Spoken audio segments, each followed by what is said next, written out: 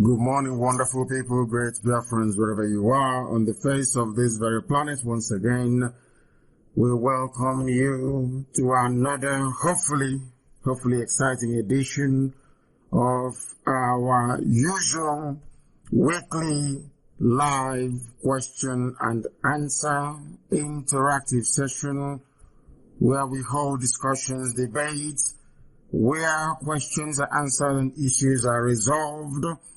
I welcome each and every one of you this very early morning in the land of Biafra. For some of you, it may be your afternoon, it may be your evening, and to some, especially those in Los Angeles, in California, I know it is your night time, but most of you are up, you're listening, you're awake. Some people are dedicated to the very lecture, to the very tutorial, to the incorruptibility of this very platform and the news we disseminate and propagate.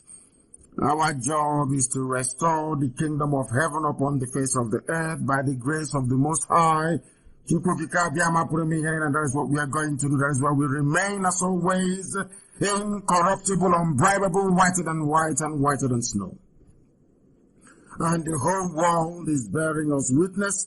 They will bear us witness this very day, because once again, this very truth, I wouldn't say it will be preached, but of course it will be discussed and digested and dissected as usual for the benefit of those who are incapable of reasoning, and of course for the advanced enlightenment of those who possess some common sense already. Once again, I welcome each and every one of you. We shall pray very shortly, and then after that, our lines will be open. And anybody who would like to text any message or any question across, you're more than welcome to do so. In fact, that will be our preferred option, our preferred method. I do not want any greeting. I do not wish or want anybody to dwell on the accomplishments that Chukwuka Biam has been able to rough through us. I want you to please ask us the most difficult questions you can formulate in your brain. I want people to come here this morning, having listened to us, to go away with the impression that we know what we are doing, that we are able to answer every question honestly and intelligently. That is what we intend to accomplish this very morning. A lot is happening, and a lot will continue to happen until Biafra is restored. But one thing I can assure our enemies is that we are not going to relent. We are unstoppable. Nothing, and I repeat, absolutely nothing is going to stop us from restoring Biafra the way we intended to be, or should I say the way that Chukwuka Biam intended.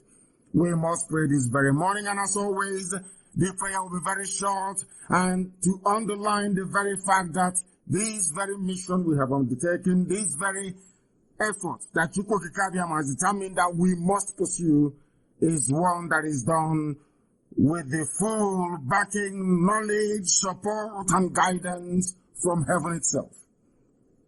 Therefore, we pray a very simple prayer of Yeshua, a prayer that underlines the supremacy of Chukwuka Biam in all things, the centrality of his mercy and his message upon the lives of those that believe in him, as we do here on this very platform. Our Father who art in heaven, hallowed be thy name, thy kingdom come, thy will be done on this very earth as it is in heaven. Give us this day our daily bread. Forgive us our sins as we forgive those who sin against us. Lead us not into temptation, but deliver us from evil. For thine is the kingdom, the power, and the glory, forever and ever, we pray. He say, but we are not going to forgive those who came to Enugu to kill us. We are not going to forgive murderers and terrorists who are in uniform in the land of Biafra, terrorizing and killing, raping and pillaging everywhere in our land. Before I came on air this morning, I was made aware of the tunnel in Lokbuku, the land that Ojuzo Kalu gave to his friends, the Janjaweed. That very land, they are digging a very massive tunnel. They are storing their weapons of war. They are being supported by the zoo police and the zoo army and every animal who is within that damnable zoological republic. And we are going to stop them. We know what they are doing. Somebody sent it to me as a question, and we are going to stop them. It is, of course, a pledge, and they know how serious we are. It is not everything we publish, not everything that we bring to the notice or attention of the public. But one thing I can assure you is that we are doing all we can to ensure that Biafra land is safe. Without us, they would have overrun Biafra land by now. We are going to go to the first caller this very morning. Very lucky individual indeed. This very caller, if you can hear me, you're trying to reach us via Skype, your name and where you are, please. This is Radio Biafra. Go ahead. For the last time, the caller have just picked your call on Skype. Can you speak to us? Can you hear me? Oh dear.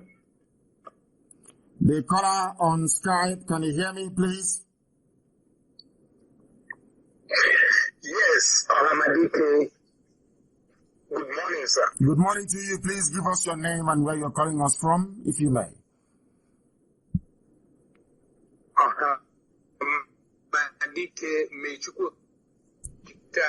Bless you. I'm calling you from New York. From New York. Thank you very much. Please. And what is your name again? My question to What is your name again, please? We didn't get that. It has not been easy for us to wake up and listen to you this time of the night. No, you're not. Are you listening to me? Are you listening to me? Oh my goodness, they're not paying attention. I said, give us your name again. We didn't get that very clearly. What is your name? My name is Bright Daniel. My name is Bright Daniel Nnamdi Kanu. Thank you. Daniel, I'm calling you from New York. From New York. Thank you very much. Thank you. Go ahead. My question to you is this.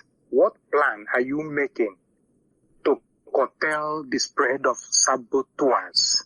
The petty sabo that will go and call police and tell police this person is IPOB member. This person has something in his house. Because it is from this petty sabo that they spread right up to somebody like Dave Umai.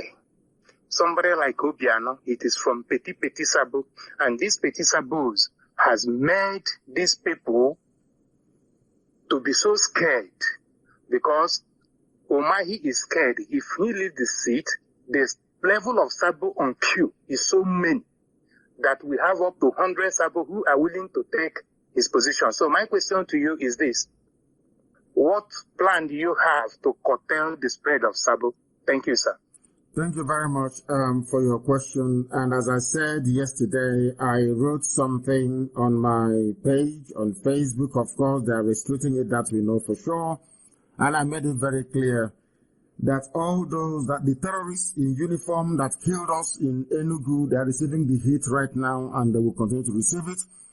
And any other stupid zoo formation, including saboteurs, anybody found, I repeat, anybody found to be aiding, supporting, or abating the Fulani Janjaweed terror conquest of our land will be dealt with accordingly.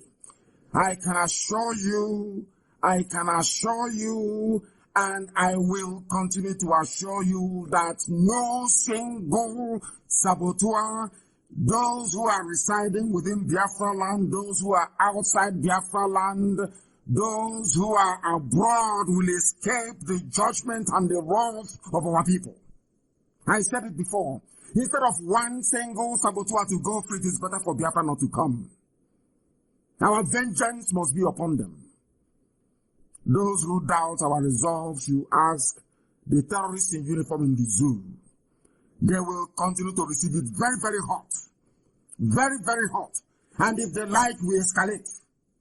As long as they have it in mind to come to terrorize, to kill, to pillage and to pave the way for Mieti and a terrorist group into our land, they will die. That's an assurance. And including saboteur. All of them, they know now. Very soon you start to hear them. They will be hanged in public in the villages.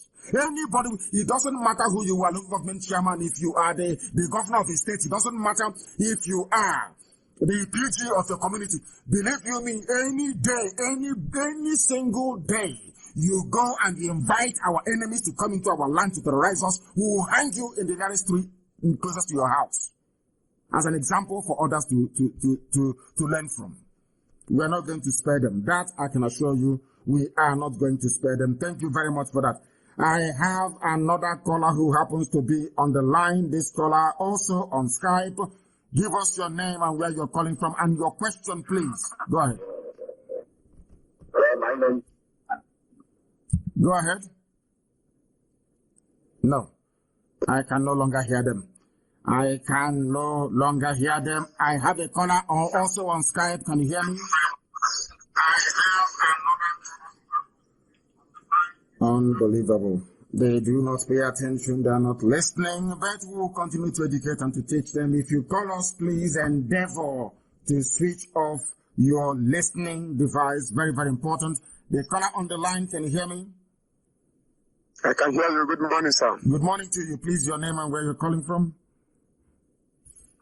This is Nwankwo Okechukwu. I'm calling from Abia State. Thank you very much. Land. Yes. You're calling from our this nonsense about Abia State and Enugu State. I don't like it. It irritates me. It's a continuation of the colonial relic of giving people names that are not original, names that couldn't possibly stand 100 years ago. You're from Aba. Thank you very much. Please go ahead. Yes. Mazi, I want to thank you so much for your contributions in making sure that we restore Biafra land. I'm very, very happy, but woe to those who are saboteurs, who are working assiduously to make sure that Biafra will not come. Curse shall be upon them forever and ever. Yes, sir. He said, Mazi, I ask God to continue stretching you people, those of you who are working to make sure that we are secured, we are restored. My prayers all over the night, every morning, is may Chukwu Okike Abiyama to continue to inspire you people to make sure at the last we will achieve Biafra. That is why I called. Thank you, sir. Thank you very, very much. Insofar as, or in as much as I appreciate the goodwill, the felicitations, the heartfelt greetings of our people, I would suggest that the world is listening. People are not tuning in to Radio Biafra this very morning to hear people say that they're praying for us. That is not what they want to hear. They want to hear questions pertaining to the restoration of Biafra, any issues or difficulties, please, so that those who are listening might be able to learn. This is not a place for greeting. I don't want any greeting from anybody. Give us your name, where you're calling from, and you go straight to the point. Ask those questions or have this debate with us if you want to, because we are also here to debate, please. I don't want people calling us and just greeting. I'm not doing anything with your greeting, please. I also pray for all of you 7 times every blessed day, please. I'm not here to announce that. What I want you to do, please, is to give us your name, where you're calling from, and then you ask us your question or you give us a suggestion. Please go ahead. The caller on the line, can you hear me? Yes. Please, your name and where you're calling from. Hello, can you hear me now? Very well. My name is Chinedu from Sweden. Chinedu from Sweden, please go ahead. What is your question? My question is this. First of all, just quick felicitation. You have done a wonderful job. I don't know how you get that strength. May God continue to strengthen you. My question is this. Since our problem is international, that is, people holding us back is not actually Fulani, it's actually Britain. I ask, is it not better for us, all Igbos in diaspora, to agitate, to go on procession, march in the streets of Europe, so that the world will actually hear us? Because what they're doing down home, they're just killing them for nothing. But if we make, let's say, 10,000, 20,000, 50,000 man march in Germany, in London, the world will hear us. That's what I'm suggesting. Because this is getting too long. People are losing hope. People are dying. And I don't think those people are being killed in Enugu or in Onisha. people, the world, are not hearing anything from us. Nobody's hearing anything. It's just being killed for nothing. So that's what I want to contribute. Let us move in Europe. Everybody on the streets. If one person is killed, like what happened in George Floyd situation. The George Floyd procession shook the whole world. And the whole world heard it. No one heard us. Because the Lloyd George procession, my dear brother, you're right. You're right. But we've been protesting in Europe. The thing is that if the reason why you heard about Lloyd George was because CNN covered it, they think it will play very badly for Trump at the U.S. elections, at the polls coming up in a few weeks' time. You heard about Lloyd George because BBC carried it. You heard about Lloyd George because Al Jazeera carried it. I am sure, perhaps, I don't know for you, for most of us, there was no Lloyd George rally or protest march around where we live. But we heard about it. It resonated all over the world because the mainstream media decided to carry it. It suited their purpose, so they carried it. We've been protesting. And I will tell you something that this morning that most people do not know. When Trump became the president-elect in the year 2016, our people went to Trump Tower to go and see him. We had our flag, our memorabilia, as always. You know the way we do things. IPOB in New York, IPOB in New York organized it. And we went to Trump Tower to go and, of course, do what every other group, every other interest group was doing at the time. Do you know that CNN was outside Trump Tower in New York? And as soon as they saw Biafra and Biafran flag, the man pointed his camera downwards. And one of us went to him, I think it was Esek President that went to him and asked him why he pointed his camera downwards. Do you know what this white man said? A white cameraman for CNN. You know what he said? He said, I don't want to lose my job. And then he asked him, but you've been here filming people coming, streaming, coming in and going all this while. What is so special about us that you don't want to show us? He said, no, I do not want to lose my job. If I show you on the screen, if they see Biafra on the screen, if they see your flag on the screen, I will lose my job. A white person in New York. Ask yourself this question. Ordinary BBC Igbo, ordinary I say because it's been run by Fulani people and some Ifulefus that they recruited. Ordinary BBC Igbo, for your information, cannot objectively carry the killing of our people that happened in Enugu. They couldn't carry it. These are people that actually speak Igbo. This was happening in Enugu. They are there. Their support, of course, their headquarters is in Lagos. That tells you how foolish they are. They couldn't carry it. Most of the stations we have in our land did not carry it, only brave ones. All those that depend on a political master who is a slave to a Fulani Janjaweed in the north did not carry that very news. It's not that we don't protest. Of course we protest. It's not that we cannot march on the streets. Of course we do march on the street. But once there is this grand conspiracy against you, there is very limited space for you to send your message to the rest of the world. But I can assure you very soon the world we understand, we know what to do, and the world will start asking questions. That is what we are doing right now, and that's what we're going to continue doing until they now come to us to say, what is going on? Tell us what is wrong. We know what to do.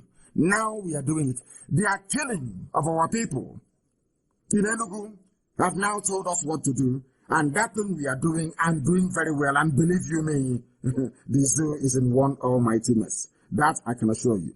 Thank you very, very much for your call. I welcome it. As I said, please, I don't need any greetings. I don't need any thanks. Go straight to the point. Your name and where you're calling us from, please. The caller on Skype, the world is listening. Good morning, sir. Good morning to you, please. Thank you. My name is Uchenna Ogu. I'm calling from South Africa. From South Africa. Go ahead, please. Yes, my question straight to you this morning is I want to ask you, do we have some doctors who can treat people who have a gunshot in Biafra land in case we start Hello? He's asking us if we have doctors that can treat gunshot wounds, and the answer is yes. And there are some things that some of our people do not understand, and I will explain it this morning. Thank you for your question. We do have doctors. Some of them are conscientious. Some of them do understand their obligation to their people. Some of them understand and adhere to the medical, the oath of medical ethics that they took before they started their practice as doctors. But some of our people are scared. Some of the doctors in our land are terrified. Some of them are cowards. Even though the Janjaweed police have come out to say you can treat gunshot victims, there are some doctors of Biafran extraction who are still afraid. People don't know how cowardly our people have become. If not for IPOB, people don't understand that our people are living under bondage. Our people are scared. You go to an office in Abuja and you speak a Biafran language, be it Igbo, Efik, or Ibibio, to somebody, and they will respond to you in English. People don't know the mess we are in. Sometimes we underestimate it, and especially people who are born outside Biafra land. They don't know what being Biafra means. They grew up beside people, Rabiu or Mustafa, beside one Janjaweed. They don't know. All their lives they are being killed. Imagine somebody who trains to be a doctor from the north. Maybe he was raised in Kanu. All his life, there's either might have seen a riot or he's seeing his people killed all around him. No police case, nobody's being held responsible or accountable for it. Nothing is happening. So he grew up or she grew up in fear. The truth of the matter is that Biafrans are growing up in a climate of fear and intimidation. They now have fear as part and parcel of their essence. Once in fact, to the point where they see doing something nice for their people, they will be thinking to themselves, how would a Janjaweed, the Fulani man, see this? Anything that they can fathom in their brain, any conduct of theirs, any behavior of theirs, they see or they construe as being inimical to a Fulani interest, they shy away from it. That is something I need you to understand this very morning and for people to know as well. Our people are growing up in a climate of fear. Parents are raising up their children to become cowards and subservient to the Fulani Janjaweed. That is why a police officer, a Biafran police officer, an Igbo man who is in Lagos as a policeman, living in Enugu, will support the killing of his own people. But that same officer will go out and cannot arrest a Fulani headsman. That tells you that our people from 1970 to the time that IPOB came, our people became, and given the quality, or should I say the lack of the leadership in our land, given what Ohaneze is doing, given what your governors and political leaders, apart from Abaribe. Now you can see that people grew up in a climate of fear. If treating a gunshot victim will annoy a Fulani police officer, let me not do it. These are people in the villages. These are the things that our people don't quite appreciate and understand. People need to come to the realization of the enormity of the work that IPOB has done and will continue to do for our people. We are removing that fear, that morbid fear that we have within us, that anything that will annoy a Fulani man, we shouldn't do it. Even if the Fulani man is not there. Most of the doctors that refuse to treat gunshot victims in Enugu, there was no Fulani police officer around, but they're scared. Because some of us raise our children to become cowards in this zoo. And that is the nonsense we're putting to an end. And we must continue to do so. I have another caller who happens to be on Skype. Give us your name and where you're calling from, please.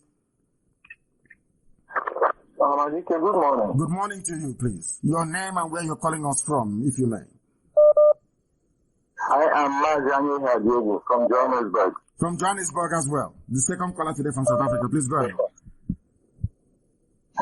There's a question I have here. Ask it. From one of your previous broadcasts, you said that you need about 100 men from Biafra land to join you in this struggle. Yes. So I've been wondering within myself since then, trying to know what kind of men are these men that you need. The type of men we need are those who are pure at heart, loving Biafra with all their being, willing to sacrifice anything sacrificable for the restoration and the sustenance of Biafra. People who will gladly give anything, I say anything, to ensure that Biafra is restored. And I have a shocking news for you. In all the years that we have been agitating for the freedom of our people, I have not found up to 15 people who are the way that we are, who are willing to sacrifice everything sacrificable to make sure that Biafra is restored, without enmity, without rancor, without greed, without jealousy, without any personal interest. We have been fighting for years. I'm telling you, in all my life, I have not come across up to 15 people that will do anything for Biafra. Never have not. And Chukwukika Biama said, until there are 100 of you, nothing will happen. I need minimum 100 of you that can dedicate and give anything for Biafra, and then you see Biafra come. Then we are pushing for that and praying for that. And this year, we are going to make very serious inroads, that I can assure you. So if you are one of those who are prepared, I want you to, the analogy, the simplest analogy is like the disciples that followed Yeshua in the New Testament. Yeshua said to them, you must abandon everything. Everything, even those of you who are fishers of men, you must abandon everything you're doing and come and follow this very ministry. Come and join this very gospel. That is the mindset our people will need to have. It doesn't matter how poor you are, how wealthy you are. You must be prepared. I'm not asking you in the physical to abandon everything you're doing, but in the spirit, your mindset has to be such that you are willing and prepared to abandon everything in life and to sacrifice anything sacrificable to get Biafra. Those are the people we are looking for. That is the 100 we're talking about. So, there are some people who serve IPOB in various capacities. We have officers, both junior and senior. That doesn't mean they meet this criteria. This criteria is meant for the, I don't know, let me not say it live on air. But when the time comes, you know. And thank you very much for your question. I welcome it and I love it. Thank you very, very much. If you have called us before, I do strongly recommend that you do not call us again, please. Do not call us if you are a regular caller. I will not take your call. Do not call us, please. Allow other people to try and get well. Some have been trying for very many years to speak live on this very program. Allow them to be able to do so, please. I have a caller who happens to be on the line. Please dispense with the greetings. I want you to give us your name and where you are calling from, please. Can you hear me? The caller who is on Skype, can you hear me? No, they cannot hear me. They are taking time. They cannot hear me. The caller on Skype, can you hear me? Yes, please. Your name and where you are. Mazi, good morning. My name is Ken Nnachuku. I've been following you for a long time on Facebook, and maybe you have been seeing a lot of my posts. So, and it has taken me a long time to reach you on phone today. So my question is just, let me not waste time. There are a lot of things. Where are you calling from? Yeah, I'm calling from Germany. From Germany, please go ahead, yes. So, we have a lot of problem here in Germany in our IPOB family. Yes. Which I said, if I will have opportunity talking to you privately, it will be a very What sort of problem do you have? Let's put it out in the public domain. What sort of problem do you, because if you wash something in secret and it's not clean, you wash it in the public. If my linen is dirty, and if I keep washing it in secret, I can never get it to be clean. If I wash it in public and it will be clean, then I wash it in public. What are the issues you're having? Because I know that Collins is our new national coordinator in Germany and things are moving very well. What sort of issues are you having where you are? Yeah, because I'm living in a province in Germany that is called Bremen. So we have been having a problem coordinating ourselves together here in Germany. So because not in Germany, you can say in Bremen, not in Germany. Because I recall a few months ago, Germany was the #1 performing country in the whole world. Of course, they fell apart. And now Italy has taken over. So I don't know, are you talking about Bremen or are you talking about the whole of Germany? I don't understand. I don't want you to nationalize a local problem in Germany. Are you having issues in Bremen or are you having issues in the whole of Germany? We are having issues in Bremen, not in the whole of Germany. Exactly. That's what you should say. Please go ahead. What is happening in Bremen? Tell us. What is going on in Bremen? The problem was we were discussing about having a demonstration here, which will take place on the 12th of this month. And there was a time I was asking them question because I'm a member. So why is it that when we are having something as a family, but other parts of Germany don't know about what we are doing? This was just my question, which I was asking my coordinator. So, and they were telling me there were a problem in Berlin that they don't want to register Bremen to be among the IPOB family in Germany here. So it was a very critical issue, but I think maybe they resolved it now already. I don't know. We are having a meeting tomorrow too where I will be attending, and I will just find out tomorrow if this issue have been resolved. Because my own idea was, if there is anything we are doing in Germany, every part of Germany have to know about it. Because I was telling my people that, let me just say what I want to add to this very issue is just, I will bring it out in this very occasion now. It's just that we have to start assisting you on our own ways. We don't always have to wait when you say something before we do, because I'm even telling them we can write letters. We can go to different offices, foreign agencies here in Germany to discuss about our problem, to discuss about this very issue, agitation we are agitating for Biafra. But nobody is taking it to this length. We are just about meeting every weekends or Saturdays, discussing issues on how to help people. These are not our problem, discussing issues on how to help people. We have to discuss on how to liberate ourselves from that very contraption they call Nigeria, but not on how to help people who are sick or who are injured or whatsoever. So my own issue is just that, according to what the question people were asking you already today, the kind of people you name who can support you. We have a lot of people who can support, but they are not in the position to come to that very level that you can know these people. There are a lot of hidden people, which you don't know, which even to get you on phone, they can't get you. I have been talking to a lot of people. I have talked to, I think, what they call him, somebody Chimezie, and other people in England. I have called them and tried to know if I can reach you to say some certain things we are having as problem that is holding us back in this very struggle. Now, thank you very much for that. Thank you for that, and well spoken. Thank you very much. And let me assure you that in a mass movement of this size and magnitude, it is always very difficult. But I'm sure that the issues you've raised, I will make sure that our national coordinator in Germany, Collins, is aware of it, and that something will be done in Bremen.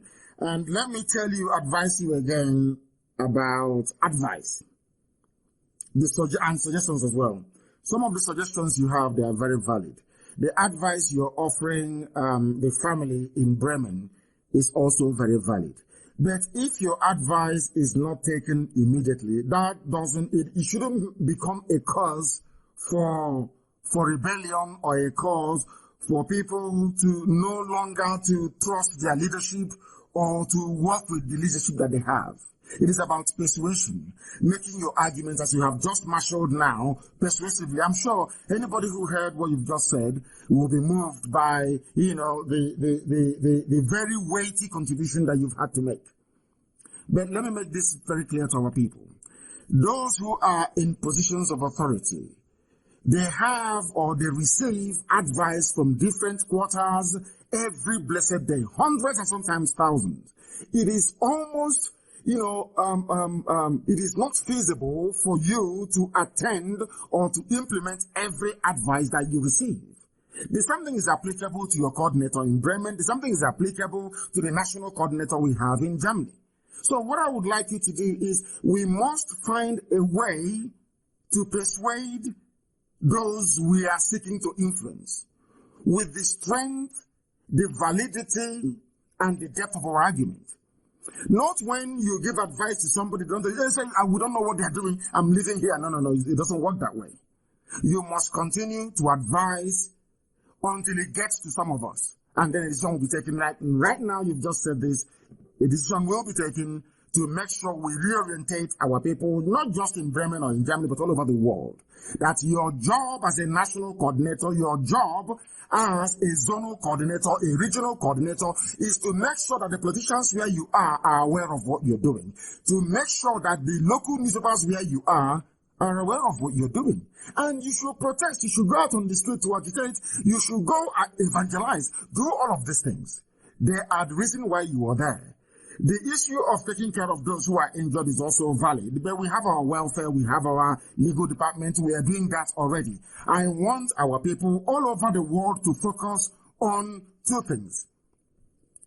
Making sure that the local population where you are and their politicians are aware of what is happening to us, making sure they receive all the materials and information about what the Janjaweed, the Fulani terrorists are doing to our people, and to also alert the local newspapers. Forget about the CNN and the BBCs of this world.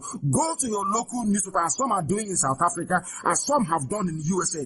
Go to your local newspaper. Even walk into their offices yourself. Say, my people are being killed. Show them the videos and the pictures of what transpired in Enugu. Speak to a local reporter where you are. Speak to a local mayor where you are. Speak to even your councillors where you are. You will be shocked that they will go and they'll be discussing it. That is why the zoo always panics and to say that we are convincing the world as to the terrorist nature of governance in the Zoological Republic.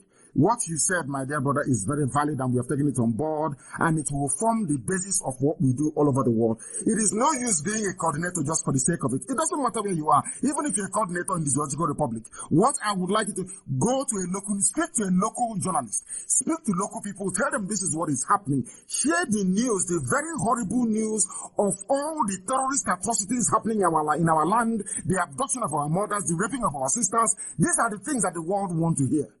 Not just somebody answering a coordinator or sitting down somewhere, you're not doing anything. I want you, even if you are in Indonesia, I want you to go and make sure that the local politicians where you are understand the reason why we are in Indonesia. I want them to understand what is happening to us, that we are victims of Fulani terrorism supported by Britain. We must make this very compelling case because they have all the money in the world, they have all the rich in the world. Mind you that Britain is working for them. Britain wants everybody to be Islamized. You must understand that very clearly. Therefore, we must work 2 times harder than our enemies. And that means that each and every one of us, it is not, you don't have to wait until you become a coordinator or you become an officer before you do something. You can bring in a suggestion and say, I am going on nobody can stop you from going out on a protest. Nobody can stop you from going out to sensitize your local senator or your local councillor. Nobody can stop you from doing that. You are at liberty to do that, please. At liberty to do that if you want to. And of course, I'm encouraging all of you to do that, please. Very, very important. Thank you very much for your call. Today, we are receiving very good calls, which is true. I will also caution, I want people to dispense with all the greetings, please. I do not need it. I don't need the greetings. Very, very important, please. We do not need any greetings this morning. Just go straight to the point. Go straight to the point, please, and tell us what you would like to tell us. Once again, our lines are open. I'm even terrified to open our main line because I know that once I do now, it will crash once again. It will crash. There are loads and loads of people trying to get through to us. I have a caller on the line on WhatsApp, rather. Give us your name and where you're calling from. We are Radio Biafra. Go ahead. Can you hear me? Good morning. Good morning to you. Good morning to you. Please, your name and where you're calling us from. This is, I'm calling from Abreba. My name is Oju Abai. Abai, thank you very much. I am calling because of the fearness in our people. Something happened last week in Owerri Airport, that Simon Bagwell Cargo Airport. Yes. Where the uniform men, there are just 3 boys holding captive like 200 Igbos vehicles online contain money, because when you knock 10 o'clock, that is their source of money. they start collecting everybody. But they will wait you, that road is bomb. The road is not good. Nothing is good. Anybody that pass the other side, they will stop the person. They stop like 200 cars, they start collecting keys. These people have no badge. Do you know that they stopped me too? They stopped some Alhaji, some of us. You know, when they reach to the Alhaji, they ask him to bring the key. The man opened his eyes for them. The guy should obey the order. He can't do anything. You see that the man is a full Hausa. He's a northern man. He didn't collect the key. But all the Igbos were afraid to submit their key. Some of them were wounded. Some of them. But when I went to revenge, someone said, no, they start blaming me. They will kill you. So this, I don't know how to deal this madness, because that is the only thing I see holding us. If we can have in mind that any soldier with the uniform, with that name in the gun, we can get him down. Anywhere in this true country, they will start thinking their sense. But we don't have men. We don't have people to back us. That is the problem. How can we do this in the route? I don't know. Because I fight for my people. A lot of them was only mouth. I tell them, let us gather here and make these people to know that this is our place. They cannot, we don't know their name, even one, but they wounded many boys there, which nobody can stand. How about listen? So I don't know. Listen? What you've raised is the day-to-day reality on the ground. That was why during my last broadcast, I said that the present crop of leadership we have in the entire Biafra land is the very worst we've ever had as a people. Listen, people learn and follow their leaders. That IPOB is fearless and formidable today is perhaps because of the grace that Chukwu Kikabiyama gave to some of us who are leading this very movement, to be fearless before our enemies. That is why IPOB is fearless. But if you get the likes of Ohaneze and your politicians and they are your leaders, and they have set the stage for fear and submissiveness to Fulani Janja with terror, what do you expect from the people? I am saying the reason why we are in this is that we have a generation of people that grew up in trepidation, in fear of Fulani terrorism. They see a Fulani soldier and they start to wee in their pants. I'm telling you. They start to panic. They start to... And let me say this. They have those who stopped all the travelers that landed at the airport, Samambako Airport in Owerri. They were held up by Fulani terrorists in uniform. Very soon there will be no roadblocks in our land. If they mount a roadblocks, we'll destroy it. Very, very soon. Let's finish with them in Enugu first. Then we'll come to that one. All right, very soon. This very Janjaweed you see today, you shall see them no more. It is incremental. We are coming very slowly. Because if we run first in our shadows, the world will blame us. We want them to give us the reason and the excuse to do the things that we are going to do and the things that we are about to do. That the world, this news that you hear that CNN is not carrying, they will carry it by force. I can assure you, they will report Biafra very, very soon. The same way we said to them, we will not pay you when you talk about Biafra they are doing. Very soon, you see all the problems we are going through, the world will be forced to discuss it and to know about it. We know what to do, and we are doing that. Those in Enugu can testify. The terrorists in uniform in Enugu can tell you more. I'm not going to tell you anything, but they will use their mouth to tell you what is happening to them. The same thing with the checkpoints and the roadblocks. Very, very soon you will not see any on our land. And having said that, you will also understand that as we are removing the roadblocks from our roads, anybody we catch doing kidnapping will be taken out. No kidnapping in our land either.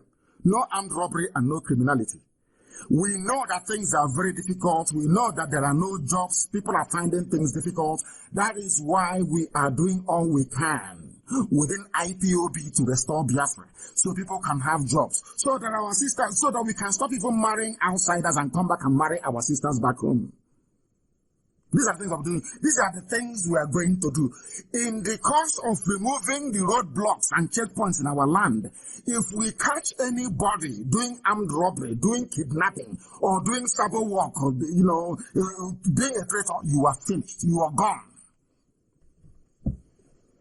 We are sounding it as a note of warning that the world may know. I had a caller on the line. They've been waiting very patiently. I don't know if they're still there. Can you hear me? Yes, I'm here. I'm here, Mazi. Thank you. Collins from Hamburg in Germany. Please go ahead. Yeah, Mazi, there is one question I want to ask. It's been a long time. I've never heard from George Onibe. Please, I think George Onibe we are missing him a lot. Please tell him to be coming on air. I'm missing him a lot. George Onibe. It's been a long time. I have never heard from him. My name is Collins. Mazi, that is one question. The second question is somebody that called. There is somebody that called that we need demonstration. We need to march in Europe. Hamburg, we want to march. Even if the white people want to stop us, let them stop us. We want to march. That they are killing our people in any way, in any part of the Biafra land. We want to march, Mazi. We want to march, whether they like it or not. We want to march. I know that my coordinator here in Hamburg has been promoted. It's also his name is Collins. Mazi, we want to march. Tell everybody, even though that's in the call for brilliant. We want to march, Mazi. That is my question this morning. God bless you. Thank you very much, and God bless you too. Regarding the issue of our presenters on Radio Biafra, things happen from time to time. There are rotations, there are duties, and do not also forget that George Onibe is also the Africa rep. So he has other duties and other considerations as well. Very, very important you understand that. But according to what you've been saying, all of them saying this morning, nobody's stopping anybody from marching. After all, our Southeast Regional Coordinator in the UK, Ozuaka, used to organize rallies and marches. You don't need permission from anybody to go and to do rally. You don't need permission from me or from your coordinator. You can gather people in your zone, your little unit, and decide to go and do evangelism. Decide to go and march outside. Nobody is going to stop you.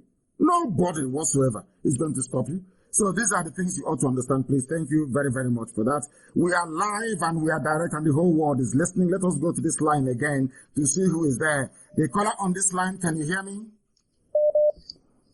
Yes, morning. Mazi Nnamdi Kanu. Good morning, sir. Good morning to you. Please, your name and where you're calling from? My name is calling from Spain. Your name is what? We didn't get your name. What is your name again? You're calling from Spain, yes, but what is your name? My name is Uju. Uju. Uju. I thought Uju is a lady's name. You're answering Uju. Well, Uju is... Are you Obian Uju? Is Obian Uju your name? Obian Uju, yes, correct. Hey, but it's a woman's name now. I can easily summarize it to you. If you want me to speak in Igbo, I can speak it in Igbo. Please do summarize for us. Let us understand. Summarize for us. Let us understand, please. We are being educated. Okay. Tell us. Okay. Can Igbo?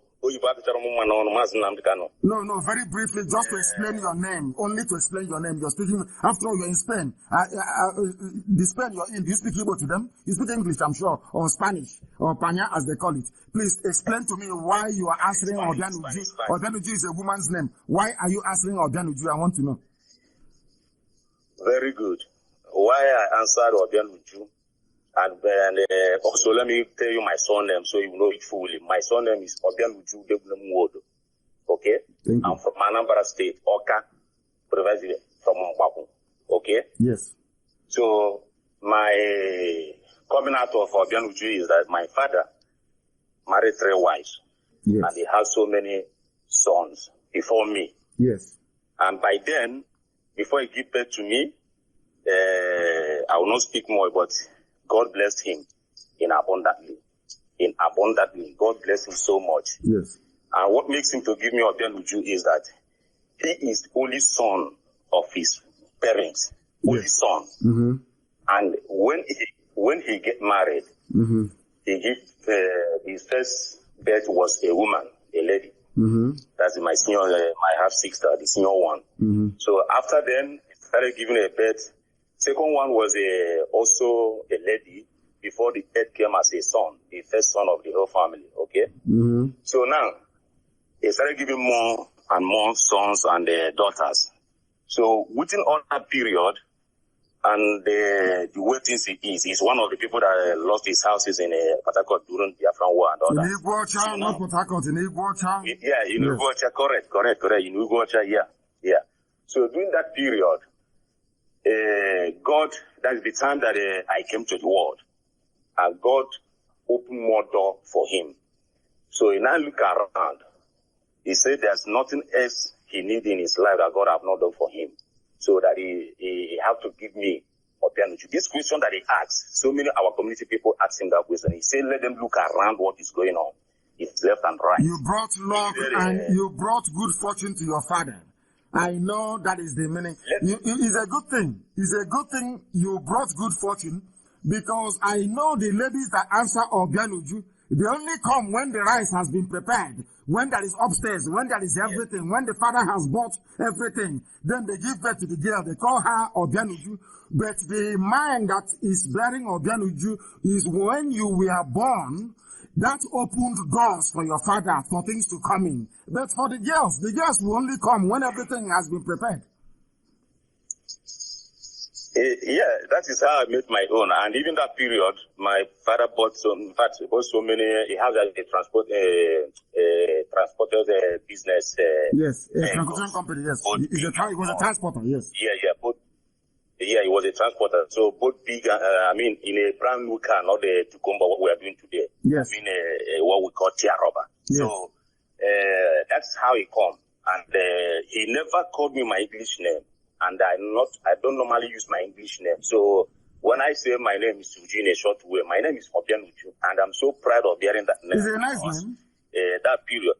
So that period, my father, in fact, he loves me so much, and I love him for that. So that is how I come and Obianuju. Please make your point. Go ahead. Thank you very much. Thank you very much. Go ahead. My dear leader, I don't want to say many stories and all that, because I know when you came to Spain and all that, and people that you mentioned their name, I know them in person, in Spain, so I don't want to dwell on that.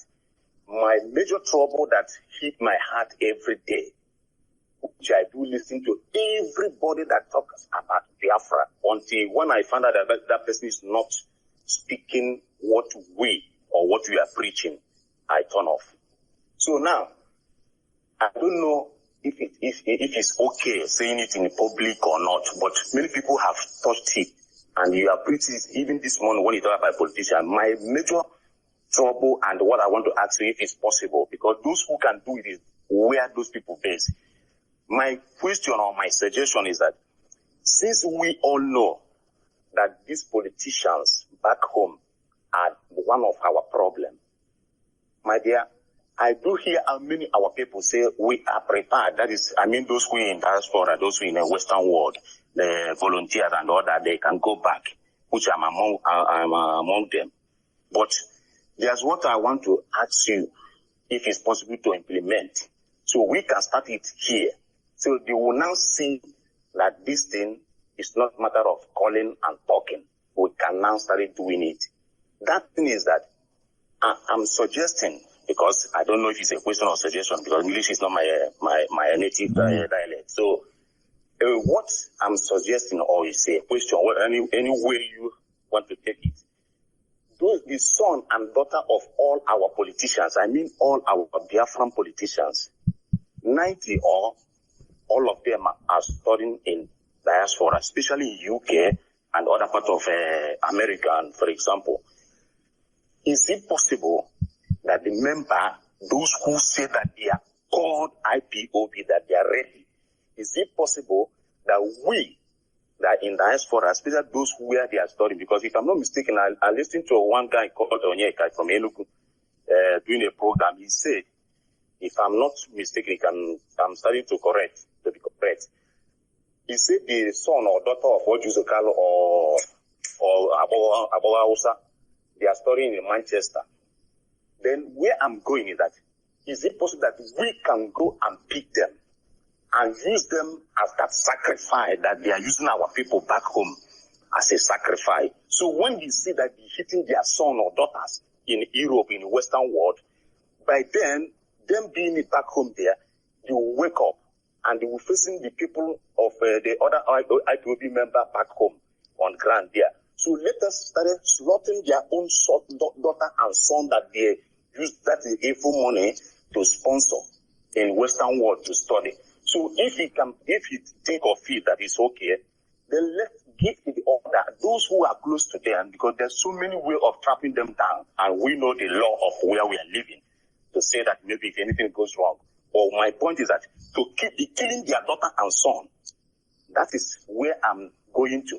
And when they move out, I mean the politician, their father or their mother, when they come out from that evil country, that hellfire, if we have the chance to bring them down too, we will do it. So we can be able to show them that this is more than serious. Because those who they have been killing for so many years, not even the one happening in MNA, is very much. So let us use their own blood as an example, so they will know that there's nowhere to run to, both in Africa and Europe. Thank you. That's what I have to. Thank you, my dear brother. Thank you for that. Thank you very much. Obianuju, if I can say that. Thank you very much. Thank you very much for your contribution. The thing is this, and I want our people to understand this very, very clearly. We are not like the zoo. We are not going to go after people who are innocent. Some of them may not support what their criminal parents are doing. And in this new Biafra we are building, everybody is answerable for his or her actions. These people that we are talking about may turn out to be the engineers and the scientists we will need tomorrow in Biafra land. The history of their parents would not becloud our sense of judgment to the extent where we now either exclude them or remove them from the scheme of affairs. No. Any politician who is found guilty will be held accountable for his or her actions. The children are innocent and they shall remain so. So also are their parents. We are only concerned about those who would come out to say that they are going to sabotage what we are doing. Those people, they are fair game.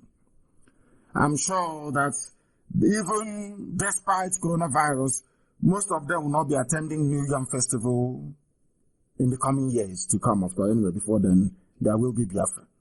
So thank you very much for the benefit. You raised a very important. People are very upset. People are very, very angry.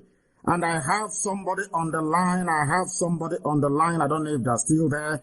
If they are, please, your name and where you're calling us from, please. Good morning, Mazi. Good morning to you. Please, your name and where you're calling from. My name is Chuku Olibo.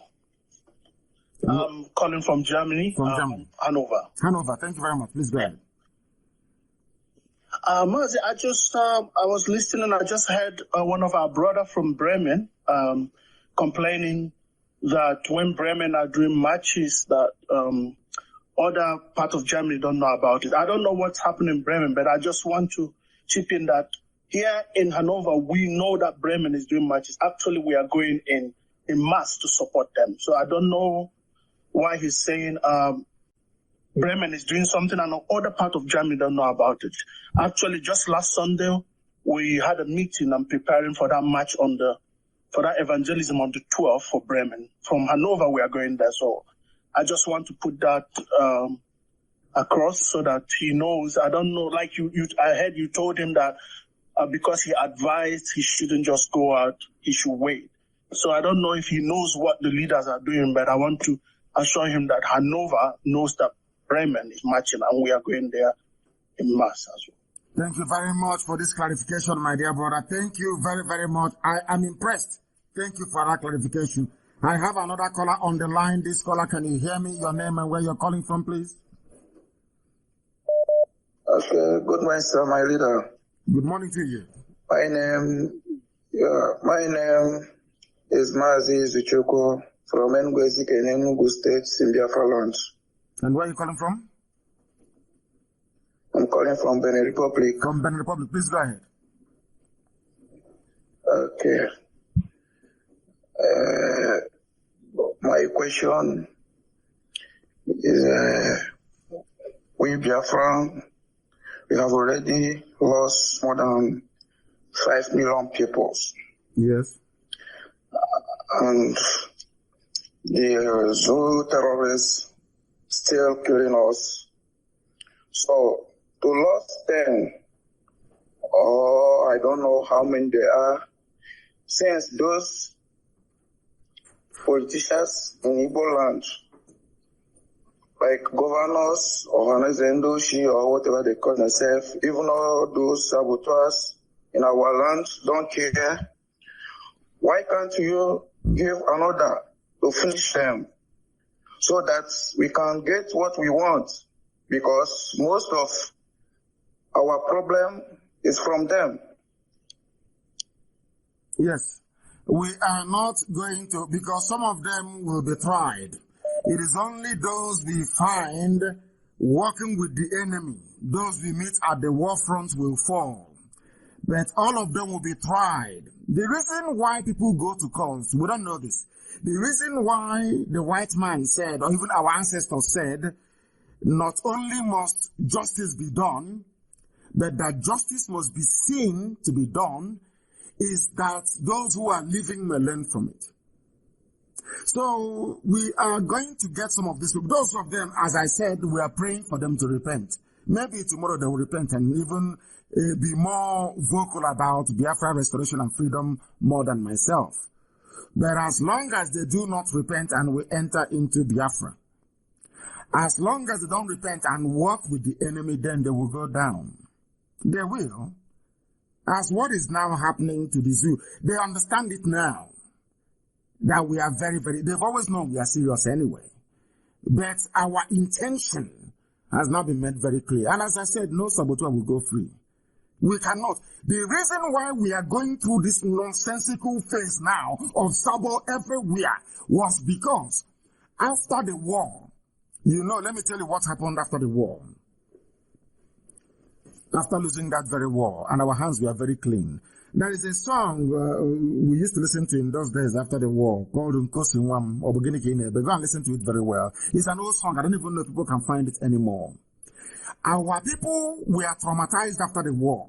The trauma was not out of the defeat of the war or the loss of the war or the conspiracy that Britain that gave us Anglican Church, gave us Bible, sided with Islam to kill us. That wasn't the problem.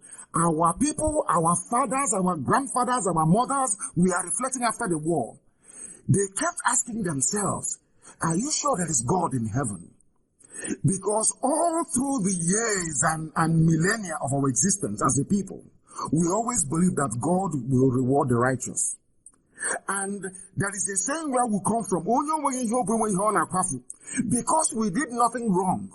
Let me tell you how our people reason. Because we did nothing wrong before God and before man, and we suffered such a loss, such a genocidal, that the trauma was so much, our people started asking God, but we have done nothing wrong. What did we do? Why was it that you allowed this thing to happen to us? We did nothing wrong. Understand this very well. That is how our people were conditioned to reason and to behave for thousands of years. That if you've done nothing wrong can happen to you. We believe in the law of karma. Because we went into that war having not done anything wrong to anybody. And the world ganged up against us. Our people started asking after the war, but what did we do? Who did we offend? Did we offend Britain? Did we stop sending our money to Canterbury? Did we stop wearing cassock in the church on Sundays and praying for... We used to pray for Queen Elizabeth. Even if you go to the old prayer book, it's still there till today. They pray for the Queen. Our people became traumatized.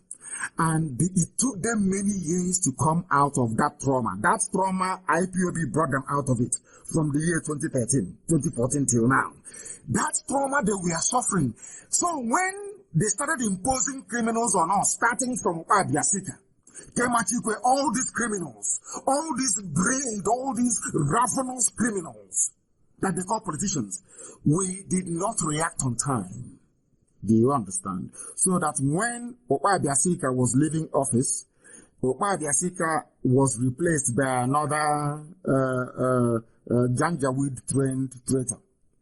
You go to where they call Niger Delta, which shouldn't exist. Well, we are so traumatized that when they were cutting off Igbo villages and putting them in Cross River, putting them in Benue Plateau, we never said anything. Out of that fear, that trauma, we are still suffering to, some of them are still suffering to this very day. Out of that trauma, Ebema you see in Imo State was cut into three. There is one Ebema in Delta, one Ebema in Rivers, and another Ebema in Imo. The Ebema in Delta, the Ebema in Imo are called Niger Delta. But the same family, the same people. Due to the trauma of the war, even when Ohanese was founded in 1976, they became paralyzed with fear because they can't understand. When you're beating a child and that child is crying, your next door neighbor will come at least ask you, please stop beating that child. That child hasn't done anything, too horrible to you. When Britain organized the wipeout of our race, the whole world was watching. And when you are a people that are so old and so ancient that your decision making is informed by your value system. Our value system is that if you've done nothing wrong should happen to you. We did nothing wrong. And the same Britain that came and gave us English names, gave us churches and all this rubbish, presided over our slaughter. Our people spent decades being traumatized. That was when fear grew in us.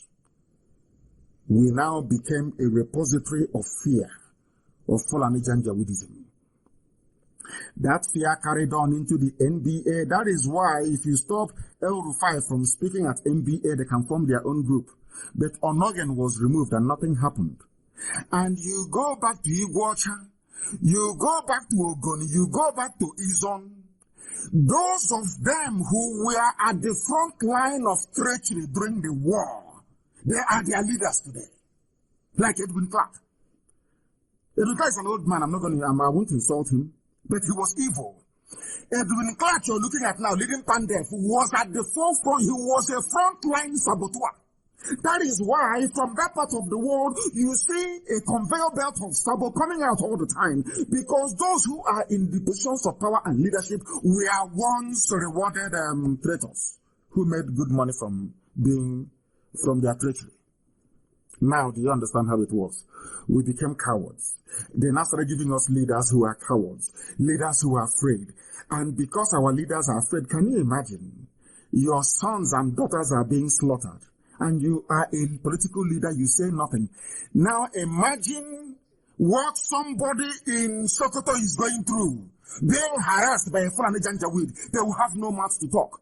When a Fulani police commissioner is killing you, maybe in Plateau State, maybe in Nasarawa, they will say, after all, the leaders cannot talk. I can kill you all I like. They cannot speak. Now, do you understand it? That is what is happening. I have a caller on the line. You have been waiting very patiently. Please give us your name and where you are, please. The caller on the line, can you hear me? Can you hear me? No, they cannot hear me. They are incapable of hearing what I'm saying. I do hope they come back and participate. I have another caller who happens to be on Skype on the other line. Give us your name and where you are, please. The caller on WhatsApp, your name and where you are, please. My director, good morning. Good morning to you. And raise your voice for me, please. Your name and where you're calling from, and your question, please. Yes, my director, good morning. My name is Ahmed. Hello. Can you hear me? Of course. Go ahead. Okay. Good morning. Please, I want to appreciate what you are doing. I just have a question to ask, although it sounds funny. Your name and where you're calling from, first of all, please. Okay, I'm calling from Belgium. And your name? Thank you. Go ahead. Yeah, my question is based on these saboteurs. I found out that about 4 of them or 5 of them are mentally ill. So how are we going to do them? Are we going to also treat them like others, or they will have a special treatment, sir? Those like Joey Boko we know are mentally deranged. They will go to a mental home. We have hospitals for mental patients. People like Joey Boko that was talking about our marginalization before and went as far as saying that we will even carry guns if need be. And then went back and became commissioner for Gota in Lagos State. People like that we know have certified mental problem, then they will go to psychiatric homes. We will put them in hospitals because you cannot try them and kill them for the simple reason that they're not with their faculties, their brain is not correct. So people like that will be in a mental home. That's what we're going to do. Those who we find not to be well will be in mental homes. Then those that we know are normal, they knew what they were doing, they are Bogawosas of this world, then they'll be tried and they'll be hanged in public. They'll be tried and they will be hanged in public. I have another caller who happens to be on the line.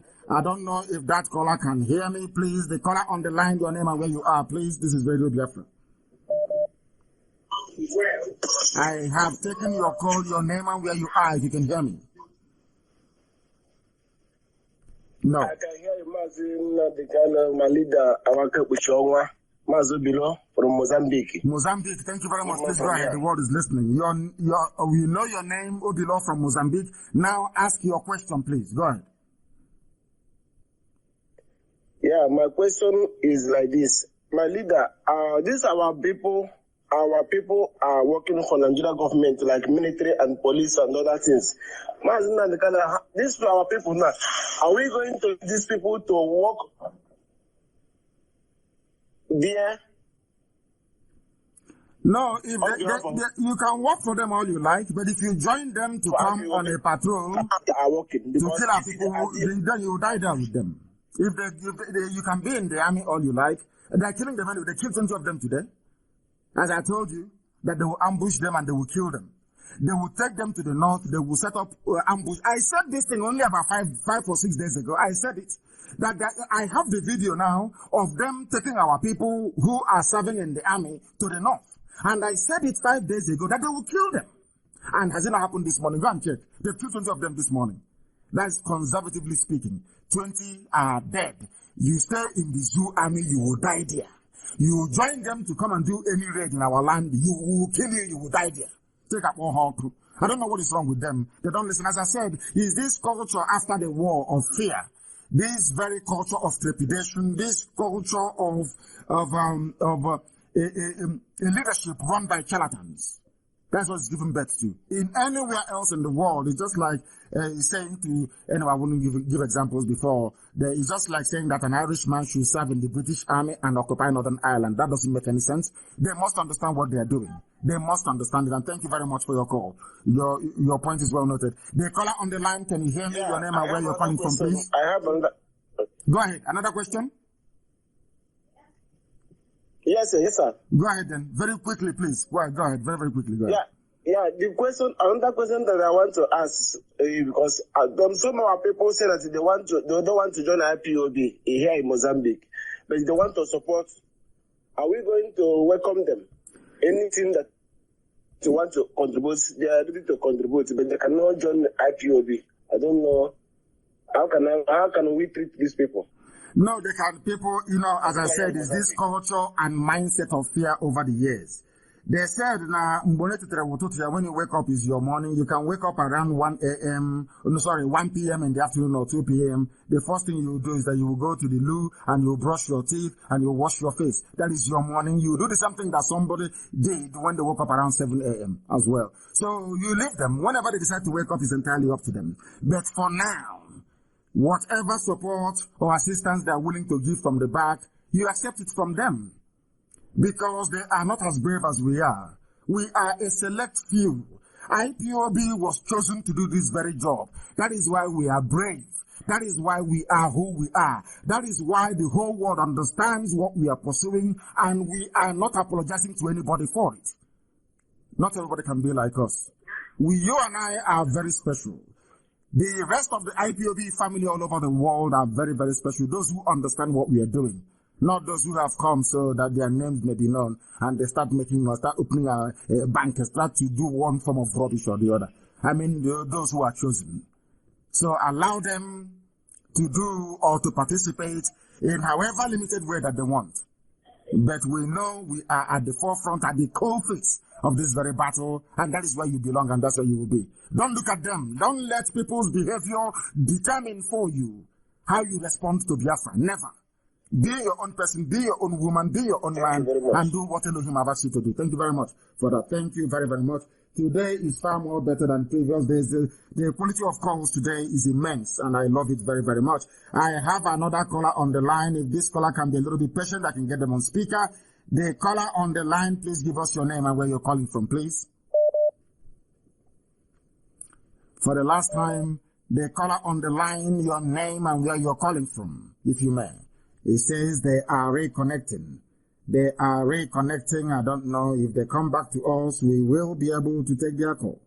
We will be able to take their call. Calls are all over the place. Unbelievable. How many missed calls do we have? Heaven knows. It's just too plenty. Unbelievable. Unbelievable. The finest radio station on the face of this very planet Earth. The whole world is listening. Humanity is paying attention. The world is listening. That is why we are who we are. Very formidable and unstoppable at that. I have another caller on the line. Can you hear me, please? Your name and where you're calling from, if you may. Yes, I can hear you. Please. Thank you. You finally answered. Yes. Okay. Can you give me a second? Let me just pull up my questions. Please post your name and where you're calling from. Okay. My name is Ifoma Bag. I'm actually calling from Australia. I'm from Obo. Thank you. Please go ahead. Okay, my question now, I have so many questions, but I know we have limited time, so I don't know how many questions I'm allowed to ask, but if you can cram them into 2 minutes, then you can ask as many as possible, but it has to be fit within 2 minutes. Go ahead. Okay, so how can we conquer the Fulanis and other foreign terrorists, both from Africa, Middle East, and Europe? Like when I mean Europe, like the colonial masters to Nigeria, not Biafra. So that when we get Biafra, won't be under any threat. Now hold on to that question. I'll come back to you again for the other questions you have. Let me answer this. We are not going to conquer them. What we are going to do is that we are going to defeat their ideology. And the best way of defeating their ideology of superior Europe and inferior Africa is by doing what we are doing now, education and enlightenment. We must remind ourselves of our proud heritage, our proud history, who we are, what guided our ancestors, why we were created by God Almighty in the first place, and the purpose for which we have been born, the purpose for which we exist, and the fulfillment of that purpose for which we have come. These are the things you must bear in mind. Consistency is the key. I call it discipline and application. Consistency. You don't move from that position you know is right. That position which is freedom. That position that existed before the white man was even created. That position that said that Biafra must be, you anchor on it, you hold on to it, come rain or sunshine, morning, noon or night, regardless of what the Fulefus are doing, what they are writing, what they are saying, regardless of the machinations of the workers of iniquity to deflect your attention, you hold on tenaciously to the truth. That is what will set you free. Truth. Hold on to that truth. And the truth is very simple. That God created every man equal. That the white man is not superior to you. The only reason why the whites are superior to blacks is because of the way they reason. They allowed light to shine upon their reasoning process. That is what we are doing with IPOB, Radio Biafra, to make our people to reason like human beings. And they can never come in. Let me give you an example. Let's say we make you the female head of state, the first head of state of Biafra land. Amen. And there will be a plot against you. People will plot to kill you. People will plot to overthrow you. A white man is not going to come from England to come to Iguacha, our capital, or to go to Enugu, the capital of the Igbo nation, to go and say, hey, come, I'm going to kill you. I'm going to do something against you. No. They will use our people. They will always use somebody who is close to you, either to poison you, to kill you, to ruin what, as they did to Thomas Sankara, and as they did to what's his name, Patrice Lumumba in Zaire, and as they've done to many other people. They always use you to kill yourselves. They always use traitors. They always promote traitors and saboteurs to do their dirty work for them. Now, listen.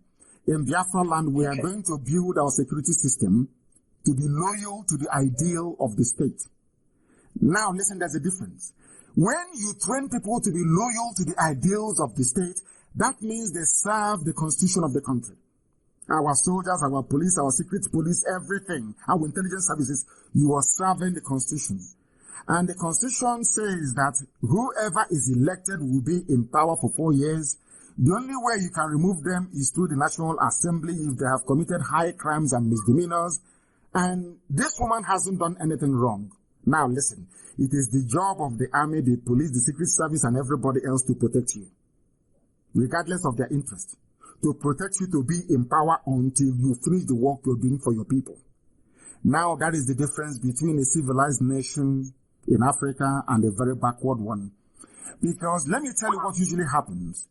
Let's say you are our president and they go to your deputy or they go to the foreign minister and they promise them a house in Paris or maybe a flat in London. They say, we'll give you a mansion in Dubai. Go to your land, plot a coup to disrupt what is happening in your land. And you agree. And let me give you an example, like Nzogu did. Nzogu was very foolish and very naive. I say it live on air. Nzogu is a revolutionary, but he was very naive. He didn't know that the British were using him.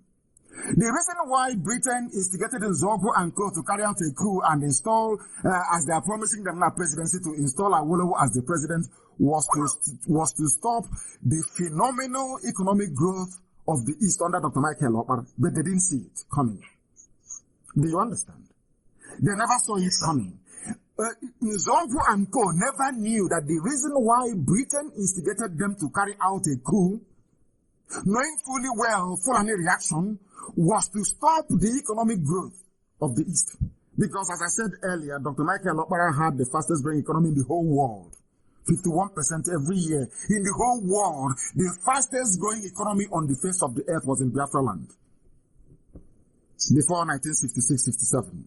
So that tells you everything you need to. So let's say as you are now, Australia Secret Service will meet you. Oh, this thing, you're supposed to, they start by saying, oh, you're very bright, you're very intelligent, you're supposed to be the leader. Why shouldn't Nnamdi Kanu be there? Why don't you do something? You know, he's this. That's how they get into you. And then they start to advance you some payments. And then you turn into a saboteur without knowing it, working against the interest of your own people. In Biafra land, right from kindergarten, we are going to teach our children how to protect our national interest. It's called civics. From kindergarten, we will teach them how to protect our national, as they do in Japan. That way, no idiot from anywhere can meddle in your way of life. Do you have another question, please? Go ahead. Yes, sir, please. Okay, so thank you. I'm not gonna. So the next one is now, what will be the fate of these foreign oils, like let's say Shell, Chevron, Schlumberger, that are actually in Nigeria?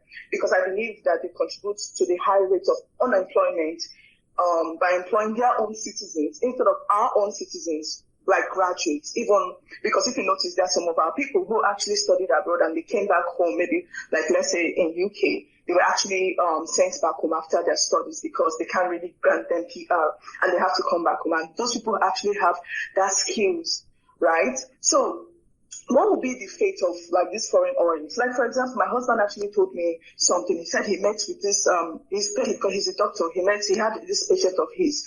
He's actually a Caucasian. So he said he wanted to go to Pakistan, right? But he was declined. He wasn't given a visa to go work there. But whereas in Africa, they actually treat him like expatriates. But this guy, this Caucasian, he's actually a mechanic here.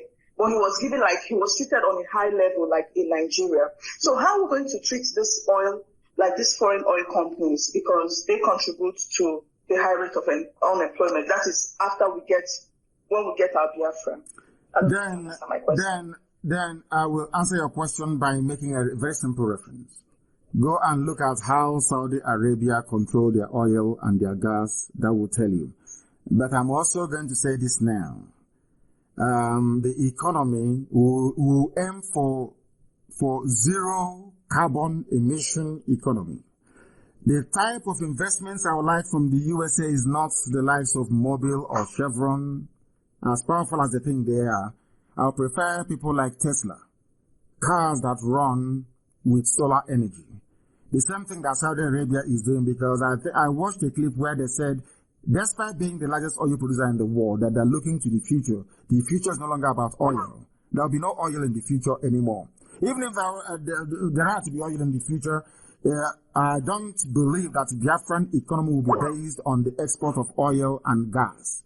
Look at the pollution in our land and what it's causing to us. So with all due respect to all these monstrous and huge companies, every existing contract will be honored. We will honor every contract that is existing, but they have to operate under our rules, employ our people, be environmentally responsible, and do what is right. The same way they operate in the USA is how they're going to operate in our land. Any quack, any idiot they are sending to us who may be an ordinary mechanic but will want to be regarded as an engineer back in our land, that will not happen. And if there is any job a Biafran can do, a Biafran will do it. There will be no foreign expatriates in that very position. It's as simple as that.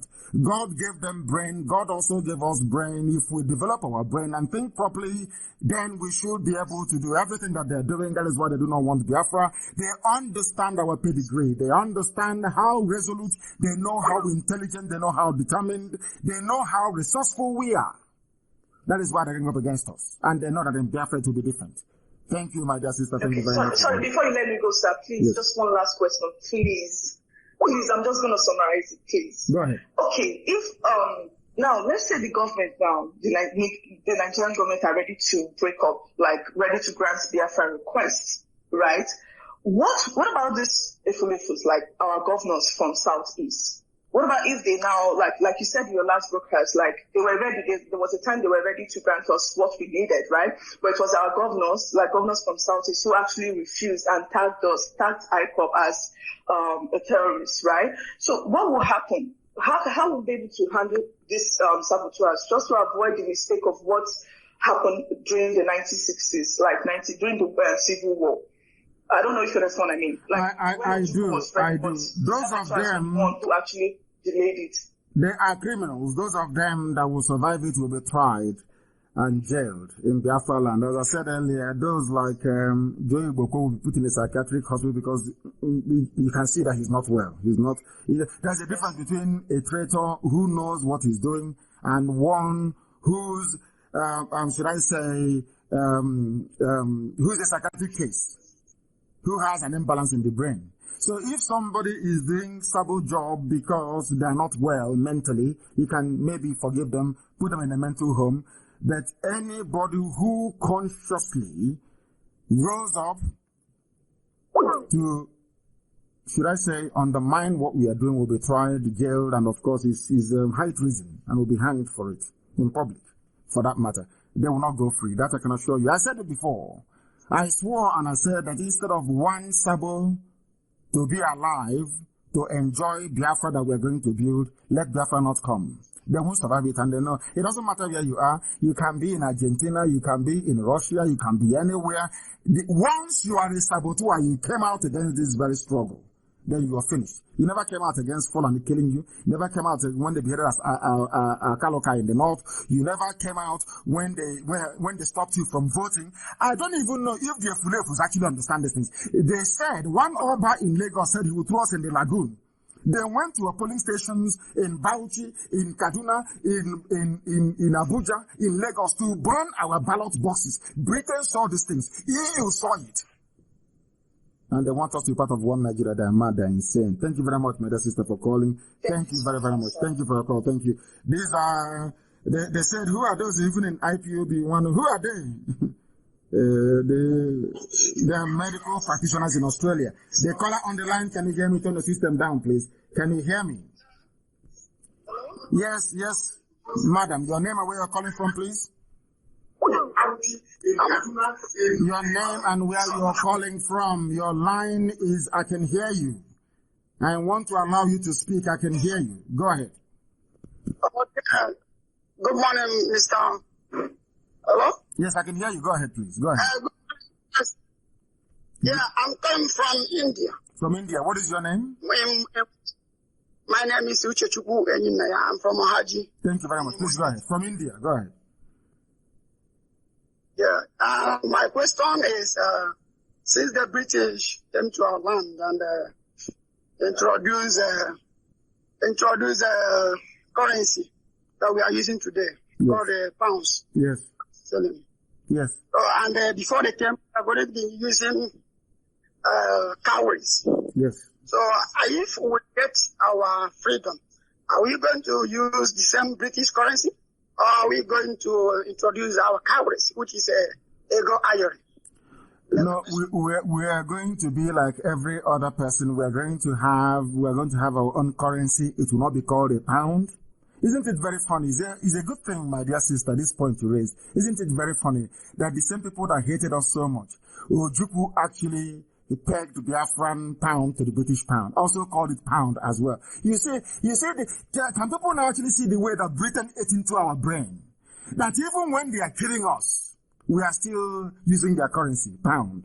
Unbelievable. That is to show the type of people we are. We are open-minded. Why Britain hates us is their business. Why Britain despises us is entirely up to them. I don't know. Now, to answer your question, we are going to go back to having our own currency. It won't be called pound.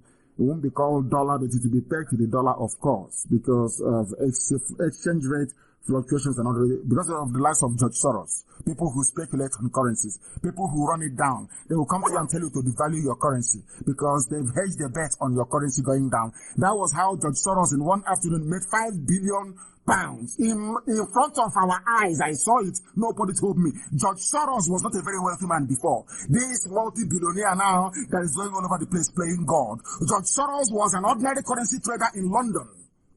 During the Black Wednesday, I think that was in 1990, I can't remember anymore, 1996 or 1997 in the UK, when Norman Lamont was the then Chancellor of the Exchequer. It was called the European Exchange Rate Mechanism.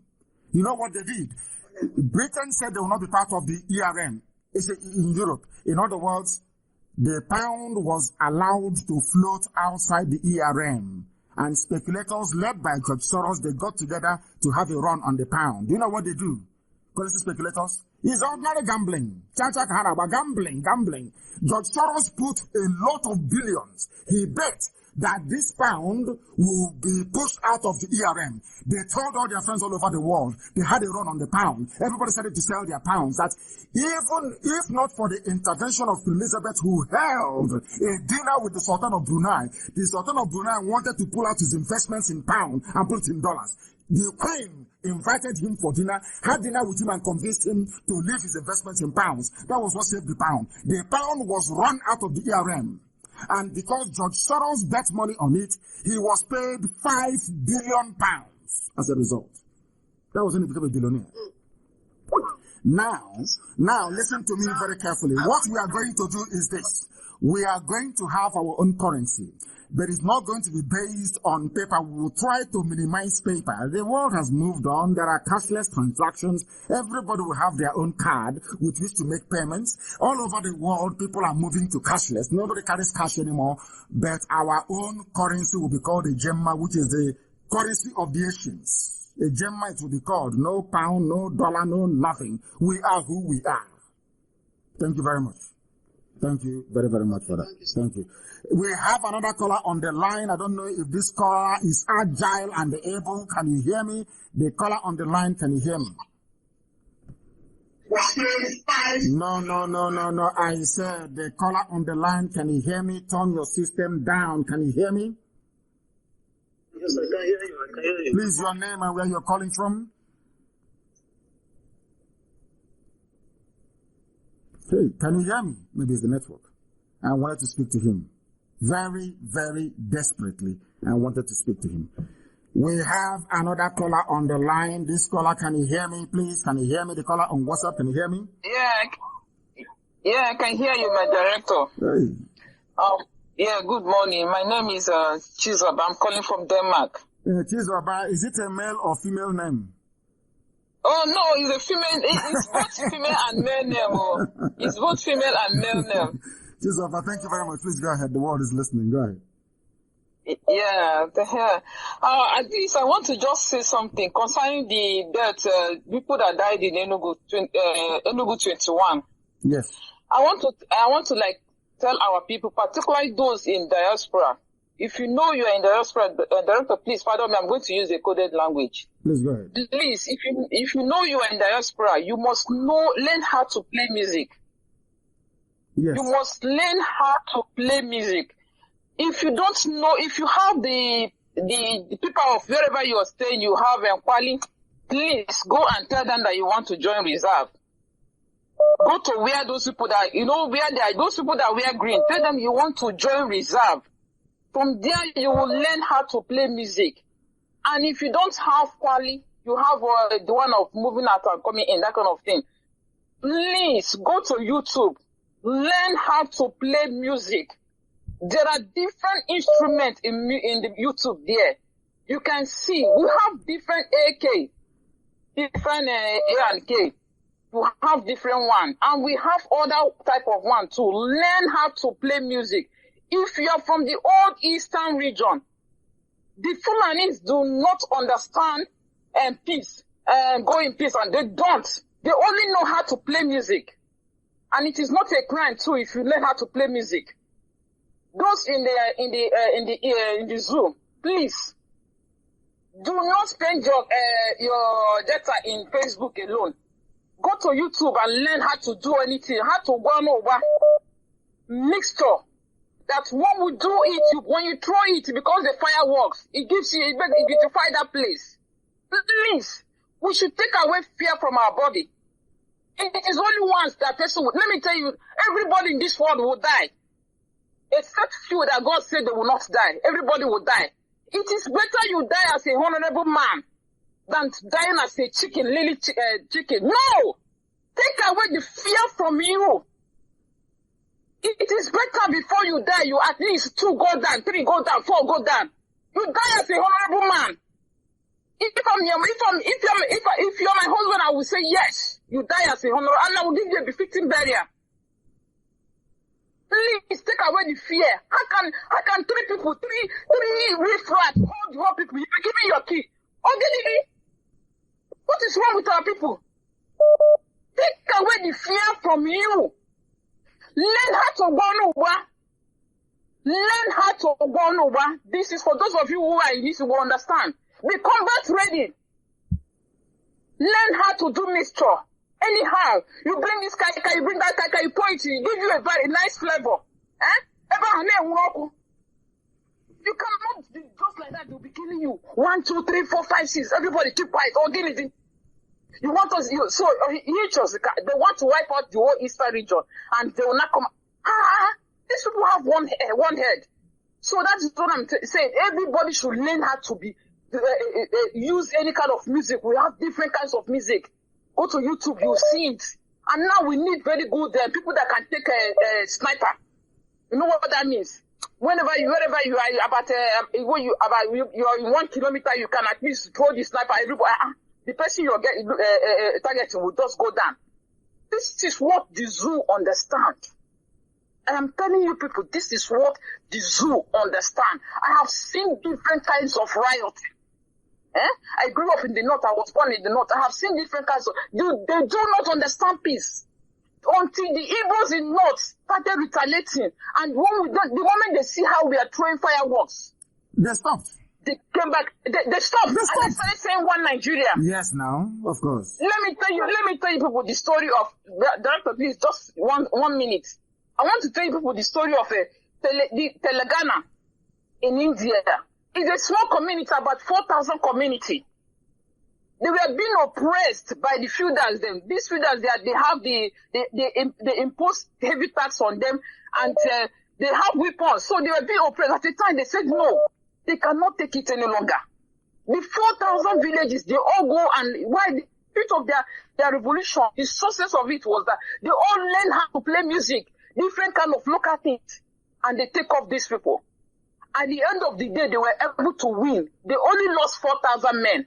That is each one person died in one village. 4,000 village. They only lost 4,000 men. It is time to stand up. Stand up from there. Then it is only once you will die. Only once. And that is it. Stand up. If these people see the way they don't see, say your eye don't red, you say waiting me this, what that will happen tomorrow, make it happen today. They go run away. I tell you, these people they are very scared. That is why they come in the midnight and go and chase, kill after unarmed people, women, pregnant women and children. They cannot stand. Have you ever seen have you ever heard that the Fulani won any war? Have you ever heard that they won any war? They have not won any war. It is terrorism they use. Terrorize you. And they bring cowards as your leaders. That's how they defeat you. They have never won any war. Never. Never. They have never, if they have won a war, why is it that they couldn't win the Boko Haram? They have never won any war. Even the Biafran war, it was the Britain, missionaries them. It was British people that fought for them. My mother told me this. My father was a veteran. My father, before he died, Oginidi, he's the only son. No, he has not even gotten. He was not married. So even then, his mother was holding. He said no. And he went to the war and he fought. He got injured, then he came back. He went to the war and fought. Take away fears, Biafrans. Take away fears. You people were not born as a coward. Biafrans, we are not born as a coward. That is why every seven after when you were born after 7 days, you are circumcised with knife, pierced through your with knife. With knife. We have seen it. We have seen it. Bring that fear take away that fear from me and bring that bravery into your heart. Do not do anything. They didn't bring that up. They are nothing. I blame Ohanes and the stupid idiots that call these animals their leaders. They are the ones I'm blaming. And I went to court inside Abuja. I said to Buhari when he was alive, he's a madman inside his court. I said to Buhari, you're a madman. You cannot jail me inside his court. And the whole world was able to see it because they are nothing. They only come at night. They come with their hillocks. They snatch you in the middle. They are cowards. They are cowards. They cannot do anything. When I look at this present proper for her, these idiots, and they bow down before a janjaweed, I weep, I shed tears. I'm telling you the truth. They don't know who they are. They don't know who they are. Physically, these Fulani people are not they are not strong people. Physically, because they have this sickness that have to do with blood cells, something. That is why you see all of them scream like that. They are not even strong people. And that is why they always want to romance the military. So my people, learn how to play music. Music. I mean, if you are a Biafran and you have car, you don't even have any car with you. Man, you F up. Thank you. Thank you, my dear sister. My brother, Director, thank you so much. Thank you. Do you see why Biafra is a motherland? Do you see why? Do you see why? People don't understand what we do, what we say. We say, there are things we see in the spirit that mortals cannot see. That mortals cannot see. You cannot be afraid of this. They have been killing us before in Enugu, killing us everywhere. We kept quiet. But now we're saying, come. In the open, come. If our fathers that did not have the privilege of going to MIT was able to build Ogbunigwe, imagine what we can do now. Doctors, scientists all over the place in IPOB, imagine what we can do. Do you think I'm relying on Britain to give me arms? Do you think I'm relying on importation of arms? You're sick in the brain. There is nothing we cannot manufacture in our land. And I'm saying to them, I'm waiting for DSS to start their so-called, let them come. The story they will tell me worse than what's happening to them in Enugu. The worse. They think it's before gentleman. Don't do violence. Violence is not good, but you are there. Full on violence and terrorism in my village, killing every blessed day. That you are asking me to preach. Any idiot that comes to me to preach, God will punish all of you idiots. When Fulani brings their terrorism and their violence, you don't say a word. When I say something, you start talking rubbish. They will see something now. We have started. And by the time we are done, there will be no Fulani Caliphate. I swear to God in heaven. This thing that Fulani will chase them back to Futajalon, there will be no Fulani Caliphate even in Sokoto. Men are going to die, I assure you. Men will die. Fulani cannot even... Hausa will take over their land in Sokoto. Who are these idiots? Who are these fools? that every monkey is afraid of. Shaking like children, shaking like idiots. You call yourself leaders. Your children are being killed. You can't say nothing. You are being beheaded in the north. Nothing. Absolutely nothing. What sort of God made you people? Our mothers rose and fought in 1929. Our mothers were even looking after their husbands in 1947 and they were killed. You did nothing.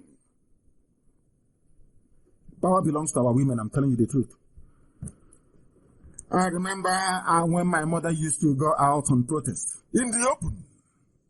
All these idiotic governors will call her, she tell them to get out, don't come here. I remember when Osakali came to my house with his entourage. My mother said, I don't want any army or police here in my compound with their guns, then chase all of them away from my compound. Mad people, they don't know who we are. They think we're going back. I love it.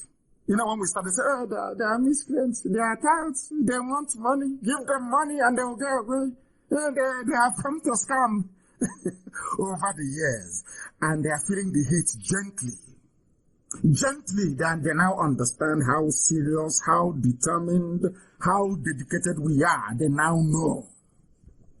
And as I said to somebody, it's just like losing virginity. It never comes back. Once you force us to go this route, there is no return now. They know that very well. They know that very, very well. Our sister, thank you very much for that. I hope our men can understand. You are abroad, go and join the reserve force of each country you're in. Go and register with their army. Join them. And pray for our brave men on the ground. They are doing very well. They are doing very well. I want the people I'm going to start example with this DSS. They have been begging for it for very many years. The day BBC and CNN will talk about is because of what we do to DSS. Then BBC and CNN will carry our news by force. Let me go and take this call. The caller on the line, can you hear me, please? Can you hear me? The caller on the line, can you hear me?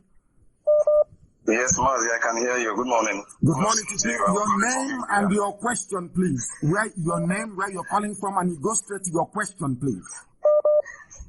Mazi, my name is Okebaram Chedoze. I'm calling from Greater Noida, India this afternoon.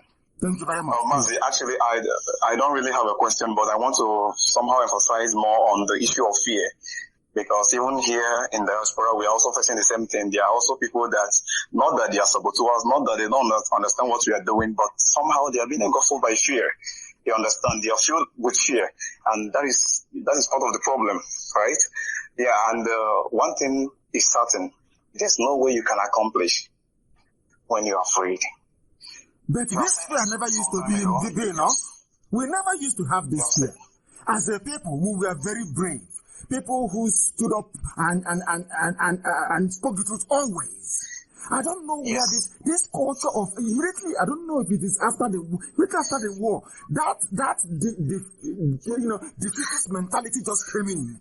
And our people became cowards overnight. Men who would normally stand up and speak the truth, no matter whose ox is God, they have now become lily-livered cowards all over the place. This fear, and it transcends to their children and to their children's children. Now we have a generation of cowards who now have graduated into civil work. That's the work they do because they are cowards. Only a coward can be a saboteur. Once you are a coward, you want to dine with the enemy. You want to look for the easy way out. We have chosen to do this the hard way, not the easy way. And that hard way is the result that we never freeze our freedom. Thank you very much. Thank you. We are not going to be cowed by cowards who claim all they want is leadership. Who is going to contest? Who is going to become? I don't know where this breed came from. I have no idea which part of the planet Lucifer threw them into Biafra land from. I have no idea. These bunch of idiots everywhere, both in the diaspora and at home. Idiots and cowards. Born and fathered by a wretched Janjaweed. They think it's before you come, you kill, you go. We complain, we cry. They have killed us. We write to Amnesty. We write to UN. Nobody's talking to us. Now you will talk about us. You will talk about us. So come and kidnap now. Come and kill. We are asking you, come and shoot unarmed people. Come. I'm now begging you to come. Come and kill. Now you see what will happen to you. Come now and kill. You see what will happen to you. Fools everywhere. The caller on the line, can you hear me? Please, your name and where you are, if you may. Good morning, Mazi Nnamdi Kanu. Good morning. My name is Chukwudi Chime. I'm calling from Vienna. From Vienna, thank you very much. Please go ahead. I just want to say that the issue of fear, knowledge drives away fear. When people know the ideology driving those who are coming at them, it will make them understand more, because people who see you as inferior in a certain way because they call you infidel. And it's something that's like those of the Caucasians or Ubiquitous, so to say, who came and give people derogative name like nigger area and things like this. It's the similarity. This is why they could work together to oppress certain people. So if our people should go into knowledge of everything. Our people, one time I was reading the Quran and so a friend was scared of it. I said, knowledge is very important, because I remember even when I even wrote you, but of course you have a lot of messages, when Asari was swearing with the Quran. In Quran there is something they call taqiyya. This is a thing that gives them allows them to lie, to deceive the so-called enemy or infidel. So when we know the jihadist mentality, it makes our people to understand, even sometimes when they say they come with peace, and they will strike. And if we go into corruption, one Nigeria, let's fight for unity. Meanwhile, they have 6 terrorist groups. 6. The same you're telling you about one Nigeria is funding Boko Haram. The same you're telling you about one Nigeria is funding Ansaru. The same you're talking about one Nigeria, let's live in peace and harmony and move the country forward. They are the ones funding Yala. These are the idiots. When they talk about the useless unity, some of these morons and the idiotic governors, they buy into it because of what they can get for themselves and their families. And we will not forgive them. I'm telling you, because look at what they are doing. Look at what they are doing. They have allowed these people to instill fear in them. From there, they have transmitted that fear into the populace. From there, we now have endless supply of cowards everywhere, all over the world. Every idiot is now a coward. But I thank Chico Kitabe for IPOB. I thank God for IPOB and for Radio Biafra, what we've been able to do. We have now truly changed the narrative. All that fear, all that garbage is gone. We are now facing our enemies. Wherever they want to meet us, we meet them. In Biafra land, let me see what BBC will say when they start to, they themselves also feel the heat. CNN will cover it and let us hear what they're going to say.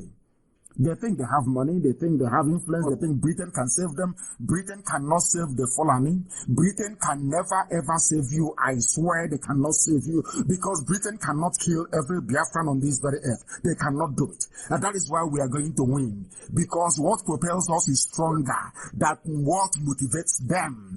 For us, our obligation is to the dead. You know what that means? Our loyalty is to those who have served and died and not to the living. And as long as you cannot speak to the dead, as long as you cannot get the dead to change the mind of those who are living, so are we determined and set in our ways to restore Biafra. Every idiot, every bagger, every entity, every dwelling of Lucifer must crumble before us. I say it before I do it, so that when we do it, the world will know how serious we are. I thank you very much for that, my dear brother. Thank you very, very much. We are relentless, we are resolute, we are determined at the end Biafra will come, and all the enemies of Biafra will be hanged. That I can assure you. The caller on the line, can you hear me? The caller on the line, I have you. Can you hear me? Your name and where you are, please. My name is Obina Ashiko. I'm calling from Warri.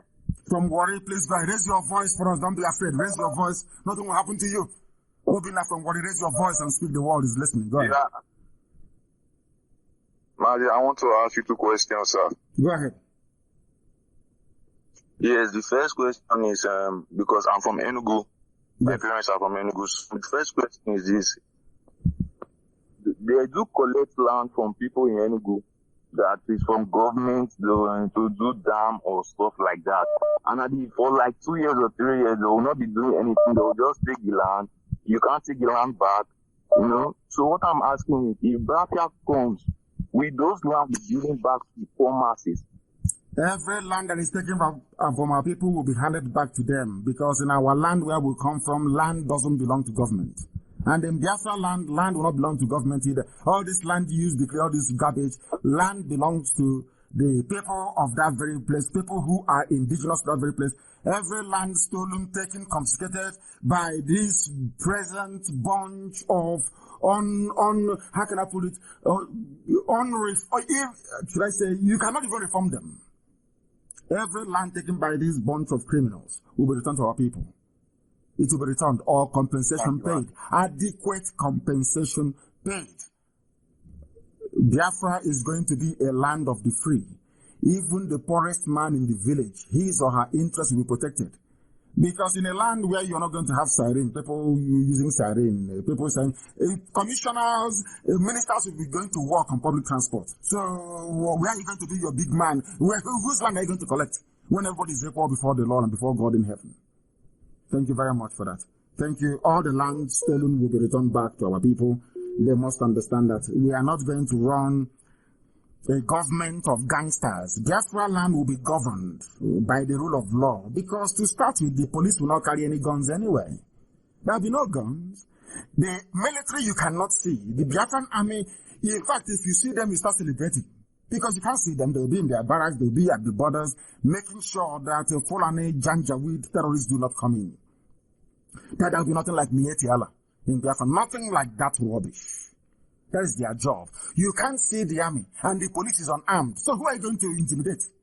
Which judge is going to give bad ruling? Which judge, I ask? Not in Biafra land, because our legal system will be trial by jury. No one idiot can determine the guilt or innocence of anybody. It will be a jury of their peers. Let ordinary people decide. People don't know what we have in store for them in Biafra land. Once we come out with our publication, everybody will beg to become a Biafran. That I can assure you. That I can assure you. Let us go to the line and take this call. I have a caller on the line. Your name and where you are, please. Your name and where you are. Can you hear me? Can you hear me? You don't need to be afraid. You don't need to be afraid. You don't have to be, please.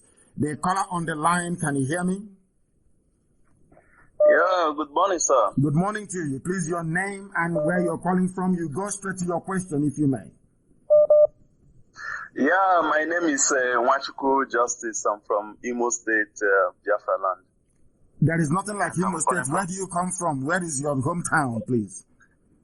Okay, I'm from Isu local government. Thank you. And where Amandova, nice people. Where are you calling from? Oh, I'm calling from Germany, sir. Thank you. Please go ahead.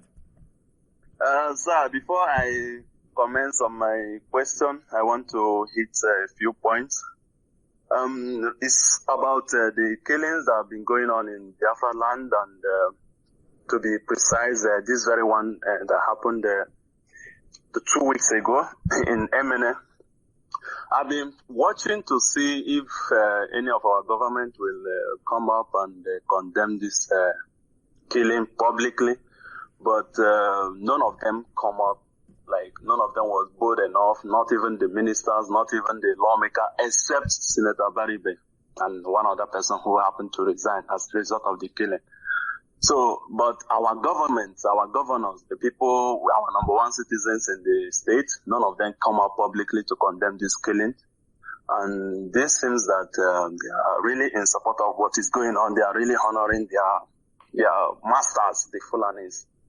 So, what I want to say is, I've heard a lot of people saying that the Igbos, the reason why we don't have the support of our Hanes and Igbo is because we are rebellion, we are not respecting them, things like that. But when an elder is not living up to is not living up to expectation, then the child have to correct him or her.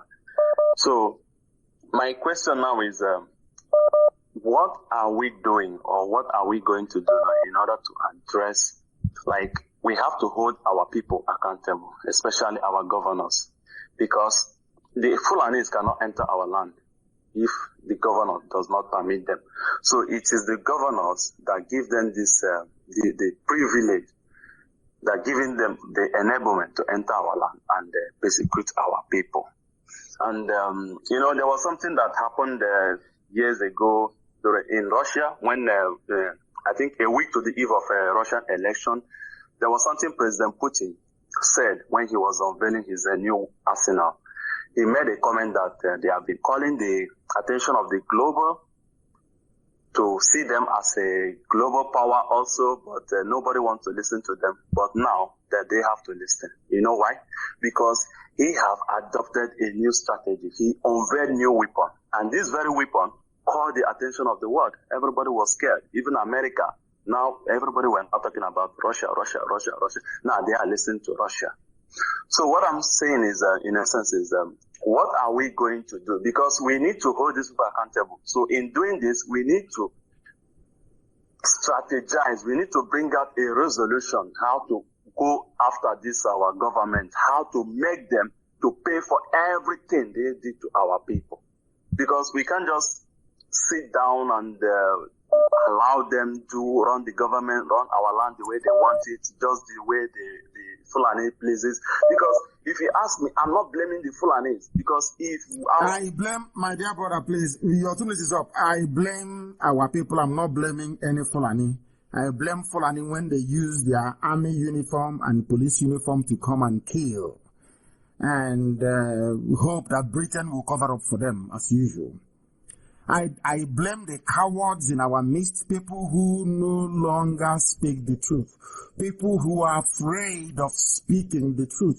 They are the reason why the so-called leadership, the so-called political class, why they are in the pockets of the Fulani. And as somebody have said, that all these politicians you have, the citizen of Abaribe, they are all Fulani cows, because it's only cow that Fulani can control. They're all Fulani cows in government houses. And people support them. Some people follow them.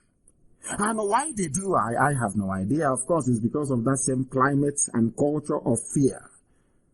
That culture of fear. So if we don't get Biafra now, when they give birth to children, by the next generation, you have more cowards than real brave Biafrans. And that will be the end of us. And we can't allow that to happen. We can never, ever allow that to happen. A country full of cowards. It can't happen. Not whilst we have come. And as we have said to them, write down what I'm saying this morning. In the next few months now, you see, will be headline news on CNN and BBC. Watch and see. Headline. That thing they never wanted to talk about before, now they talk about it. Just give it a few more months. We will be headline on BBC and CNN. Watch and see what is going to happen. The whole world will talk about us by force.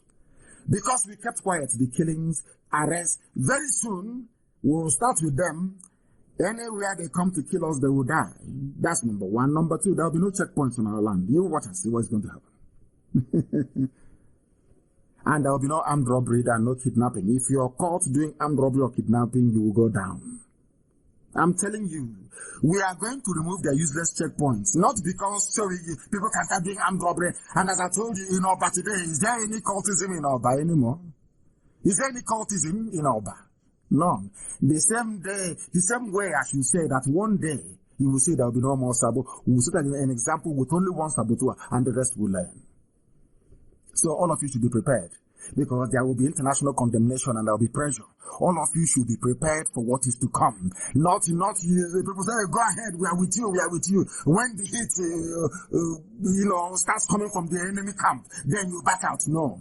If you are saying we should go, you are with us all the way through. Because the world will complain about us. But you need to be mentally strong. Remember the 5 million they killed. Remember how they killed our mothers in 1929, how in 1947 they killed us. Remember Akaloka that they beheaded in the north. Remember all those that have died. Remember those massacred at Mpo. Remember all the dead. Remember the 28 that died in my house. You must remember all these people. Because the pressure will come for some of you to resist what we are doing. But if you stand very strong, we have won. Only the Fulanis have 6 terrorist groups, only them. And they are ruling the zoo. And the world hasn't collapsed. They are not condemning the Fulani. So we must be very, very strong mentally for what is to come. And one day we shall hunt Sabo down. Even if you're living in Sabongeri, Sabo in Sabongeri will hunt you down. Wherever you are, we'll hunt you down. This nonsense is enough. Enough is enough. I thank all of you who have called this morning, especially our mothers who called, and our brothers from everywhere. All of you, your suggestions, your ideas are welcome. And I believe that most people are saying that this morning's program has been very, very illuminating, very exciting, and very, very educative. And we hope to keep it that way going forward. That is why, for those who don't understand what we are doing, Biafra is just another agitation.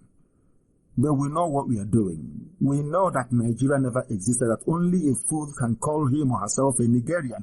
People who are psychologically, mentally inferior.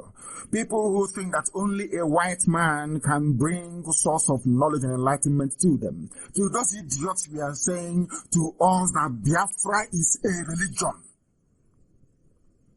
And here on Radio Biafra is where we worship, because Elohim Chukwu Okike Abiama Purumi is our God until Sunday evening, because I'm coming live on air on Sunday evening. Until then, from me, from here, good evening. Or should I say good morning instead?